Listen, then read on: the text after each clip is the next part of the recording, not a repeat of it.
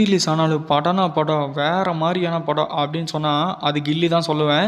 ஏன்னா எல்லா படமும் எத்தனையோ படம் ரிலீஸ் ஆகிருக்குது. ஆனால் இந்த அளவுக்கு ஒரு ஹைப்பான ஒரு படம் எங்கேயுமே வந்தது கிடையாது. மீண்டும் இந்த மாதிரி ஒரு படம் எடுப்பாங்களா அப்படின்னு கேட்டால் வாய்ப்பே இல்லை அப்படின்னு தான் சொல்லணும். அந்தளவுக்கு ஒரு சரியான தரமான படத்தை உள்ளே இறக்கியிருக்கிறாங்க ரீரிலீஸ்க்கு. ஆமாங்க, ஏப்ரல் 20 ரிலீஸ் ஆனால் இப்போ வரைக்கும் பார்த்தீங்கன்னா சக்கப்போடு போட்டிருக்குது அப்படின்னு தான் சொல்லணும். இங்கே மட்டும் இல்லை, உலகம் முழுக்க ஒரு வேறு மாதிரி கலெக்ஷனை எதிர்பார்த்துட்டு இருக்குது. இந்த படம் கிட்டத்தட்ட பார்த்தீங்கன்னா 18 கோடிக்கு மேலே வசூல் பண்ணியிருக்குது அப்படின்னு தான் சொல்கிறாங்க. அண்ட் அதிகாரப்பூர்வ அஃபிஷியலான இன்னும் ஒரு தகவலும் எதுவுமே வரவே காணோம். அதுக்கு முக்கியமான காரணம் என்னென்னு பார்த்தீங்கன்னா, டிஸ்ட்ரிபியூட்டர் சைட்லேருந்து இன்னுமே எந்த ஒரு அஃபிஷியலான தகவலும் சொல்ல.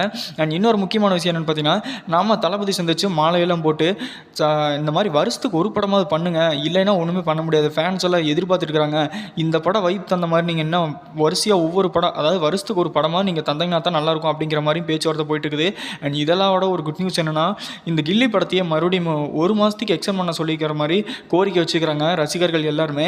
ஸோ எதிர்பார்த்த பூர்த்தி செய்யுமா அப்படிங்கிறத கொஞ்சம் வெயிட் பண்ணி தான் பார்க்கணும். ஸோ நீங்கள் எத்தனை பேர் படம் பார்த்தீங்க அப்படிங்கிற மறக்காம கமெண்ட்டில் சொல்லுங்கள். லைக் பண்ணுங்கள், ஷேர் பண்ணுங்கள், நம்ம சேனலை சப்ஸ்கிரைப் பண்ணிவிடுங்க.